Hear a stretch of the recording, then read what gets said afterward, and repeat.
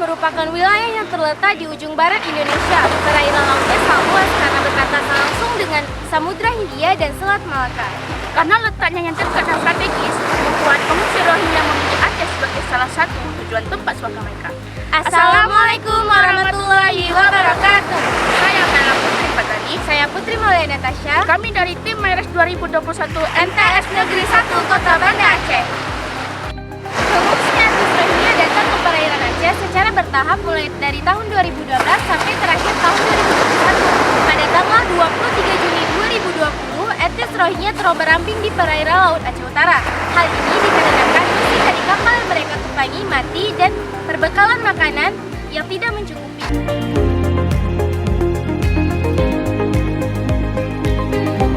Pada saat kedatangan pengungsi Rohingya di perairan Laut Aceh Utara, ternyata sudah dikoordinasikan oleh imigran Rohingya yang berada di Aceh dengan orang nelayan Aceh Utara. Namun, yang berkembang di masyarakat adalah nelayan Aceh tersebut dinamakan pengungsi Rohingya. Setelah dilakukan pemeriksaan dan penyelidikan, kasus ini masuk ke ranah hukum tindak pidana penyelundupan manusia dan menjadi perbincangan yang viral di masyarakat. Atas permasalahan tersebut, kami peneliti tertarik melakukan penelitian tentang Konsekuensi hukum bagi nelayan pelaku penyelundupan manusia pengungsi Rohingya di perairan Laut Aceh Utara. penelitian ini menggunakan metode kualitatif yang bersifat deskriptif. Dalam penelitian ini, teknik pengumpulan data menggunakan wawancara dan dokumentasi. Peneliti memberikan surat izin penelitian ke berbagai subjek penelitian, di antaranya Lembaga Permasyarakatan Loksudon, Kantor Kejaksaan Negeri Aceh Utara, Kantor Pengadilan Negeri Aceh Utara, Ditreskrim Hukum Polda Aceh, Ditpol Airut Polda Aceh, Kantor Imigrasi Lok Sumawe. dan kami juga berkonsultasi dengan pakar hukum yang merupakan dosen hukum pidana di Universitas Syah Kuala. Kami melakukan penelitian di Kota Banda Aceh dan Kabupaten Aceh Utara. Hal ini dilakukan karena sebagian subjek penelitian ada di Banda Aceh dan sebagian subjek penelitian ada di Aceh Utara. Peneliti melakukan perjalanan dari Kota Banda Aceh menuju Aceh Utara pada tanggal 19 September tahun 2021 selama 8 jam dengan mengendarai kendaraan pribadi didampingi oleh pembimbing. Subjek penelitian yang pertama kali didatangi oleh peneliti adalah kantor imigrasi yang berada di Kota Luk Sumawe.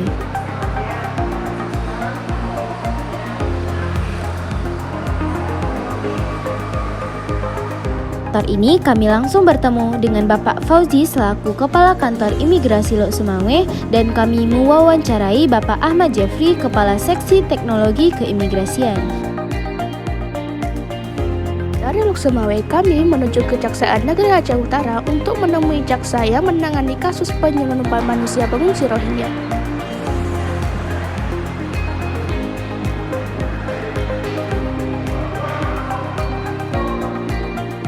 Jaksa yang kami temui adalah Bapak Simon SHMH dan Bapak Mulyadi SHMH. Berkenan untuk memberikan informasi melalui wawancara secara mendalam kepada peneliti.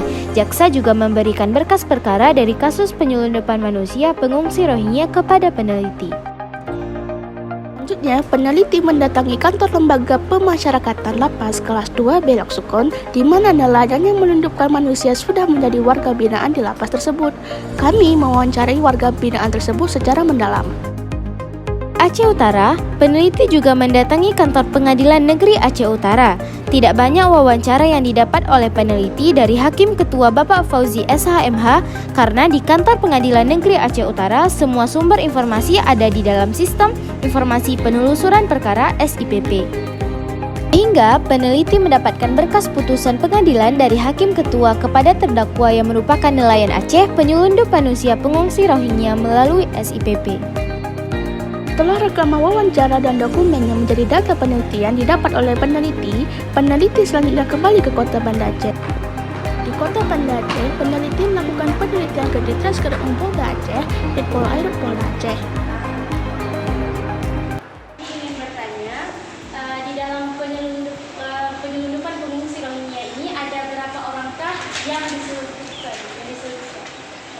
Pengungsi Rohingya yang diselundupkan oleh nelayan Aceh Utara berjumlah 99 orang yang terdiri 43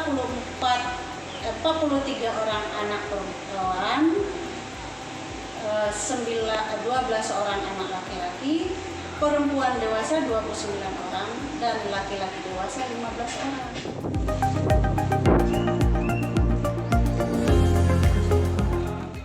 Mengetahui kedatangan pengungsi etnis Rohingya di perairan Laut Aceh Utara. Terkait dengan kita mengetahui kapan kedatangan etnis Rohingya ke wilayah perairan kita, pada prinsipnya kita nggak tahu nih kapan masuk ataupun terjadwal tidaknya, kita nggak tahu. Tapi kita di lapangan tetap melakukan kegiatan patroli rutin. Nah, patroli rutin ini kita memiliki alut kapal pun bermacam jenis. Ada yang C1, kemudian ada yang C2 yang memang tersebar di wilayah Aceh ini. Salah satu contoh di Bangsa, kemudian di Biren ada juga unit kita, di Aceh Utara, kemudian di sini juga ada juga di Melabu. Kemudian di sini kita kan ada juga yang bisa mendeteksi kapan datangnya ini.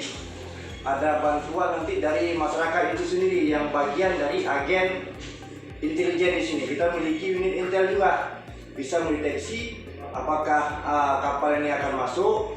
Ketika memang agen kita ini bagus bekerja di lapangan, dia bisa memberikan informasi kita mengetahui kapan datang itu bisa kita ketahui. Yang jelas untuk pasti kedatangan dia kita nggak bisa memastikan. Tapi ketika memang kita memiliki agen-agen di daerah dengan dukungan daripada orang intel, kita bisa mengetahui kapan masuk. Itu. Dan peneliti juga berkonsultasi kepada pakar hukum yang merupakan dekan Fakultas Hukum, yaitu Bapak Dr. Muhammad Gausya SHMH, serta dosen hukum internasional Bapak Dr. Muhammad Yakub Ayub Kadir SAG LLM di Universitas Syah Kuala.